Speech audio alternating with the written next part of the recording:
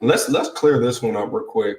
Kevin Fancher says she hates black men. Have you ever dated black men? Yes. Yeah. Most of the guys that I dated were black, but I've dated black, Indian. So what about Brian? Brian captivated you. Let's talk about it for a quick second. If you had asked me, like who are you going to marry, and it would have been, probably somebody like resembled my father, like strapping black gentleman. Mm-hmm. Like you think that you're going to marry, you look at your parents as the ideal picture. And with Brian, it was refreshing and definitely caught me off guard, and I was not looking for it. Mm-hmm. And because of that, it grew out of a friendship. Mm-hmm. And so I think the layers of, I want to present my best self to this person. Mm-hmm. And then you have to slowly like let them see your insecurities or the ugly things about you that you're not so super happy about. And like all that was kind of out on the table because like I didn't feel that pressure because I never thought this was, he doesn't actually think of me like that or whatever. And then all of a sudden I was like, oh my gosh, wait. I think that this is what love is.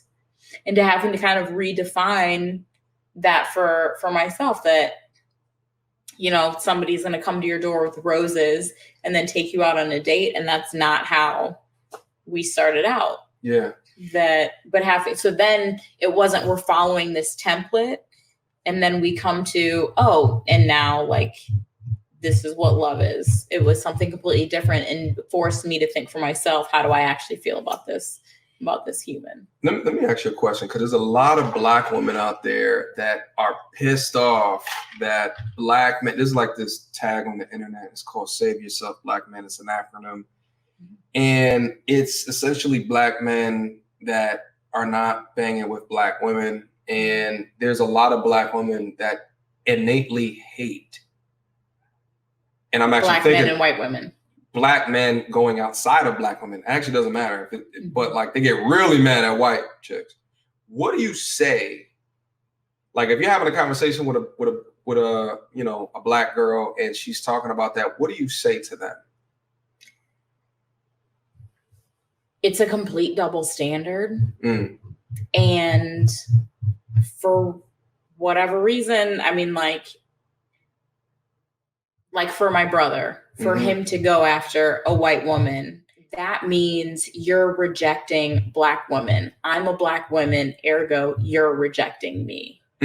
That is kind of like, I think the hurt that goes with it. Yeah. Yes. And you see all of these black women that are amazing, that aren't with anybody, that you're choosing to actively not go for. And then you're going for, Becky with the good hair. And it's not fair. It's not right. But I think like, it's just that personal, like you personally feeling rejected is where a lot of that stems from. And I mean, like, have those feelings if you want to have those feelings. And I think it, though, is important to recognize where they're coming from and to own that hurt about it. And then even if you still have those feelings or whatever, but like, it's not because all white women are trash and why are you going for this trash? Like, there is a bit of that hurt, I think, that goes with it. Yeah. Now, there are also like stigmatisms that are around black women that are placed unfairly that men buy into, and then that causes them to not want to venture down that lane, which I think is also unfair. If you look at like dating apps, the most black women get disrespected. And women disproportionately choose black men, but black men don't have a preference. So like, why is that? Well, we can get into that as well. Okay. So I would argue that a large component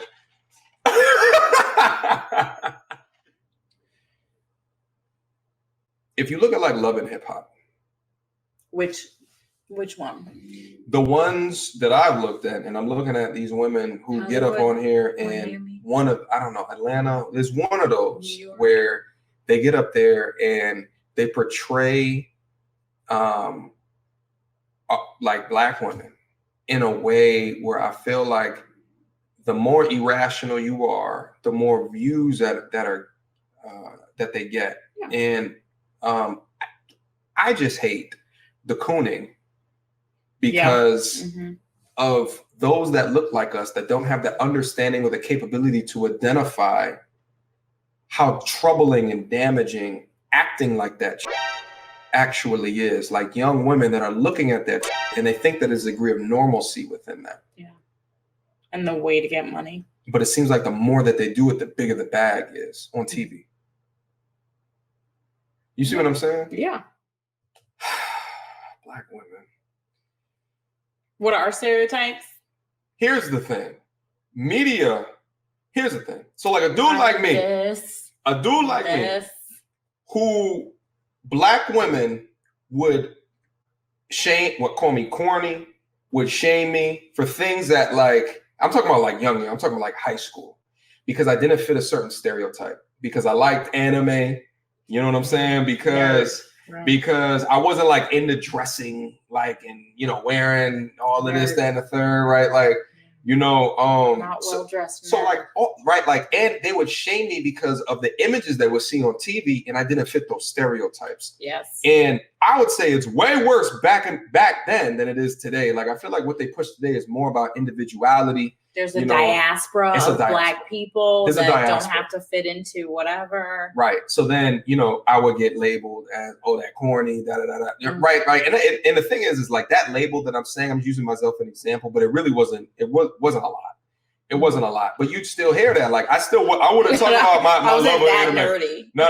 Not a lot of people said that about me. But I was nerdy enough where, you know what I'm saying? Like, it wasn't like, oh, I wasn't the dude with the, you know, all of the tats and Like I was an athlete. I went back home. I played video games. It'll be me and my pops hanging out. Like, and then I go back, you know what I'm saying? So like, I wasn't out on the block. I wasn't doing all these things that you see in like a Destiny's Child video. I need a soldier, right? So like, and that paints a picture in black women. Never blasphemed Destiny's Child. Never what? Never blasphemed Destiny's Child. So, but at the same time, there's an image of what a black man should be in your head. You think about the video with the skull cap do-rag, flipped it to the side, muscles everywhere. That like, look at, and even as I'm saying, look at her face. She wanted. It's not saying all black women want. She appropriated a component of black culture that put a certain stereotype on a black man, which shouldn't have been there, in my opinion. And it has done nothing but to degrade black love, in my opinion, because now that, and especially at that time, there's a large component of women that still now think that, you know, I can't do it unless he's got a little bit of thug in him, at least a little bit. And okay, if that's their reality, then have fun. But that's that thing was like, I need a bad boy and somebody that like, if somebody messes with me, he'll just punch him in the throat right quick. And then they find that attractive. But anyway, thugs are a creation of the matriarchy, which serves women-based desires. There's certain women desires which might dictate how men should act. Like the bravado is seen as sexy. He might be, you know, running these streets might be seen as sexy, right? Like this, that, and the third. And dudes see that and then want a piece of that, right? Like they want to do those things because then women become attracted to that. I think that's what Daryl is getting at in that comment. Any initial reactions to that? Come on. Talk about it. I mean, to a certain extent where they're glamorized, I can see that, but they're not a creation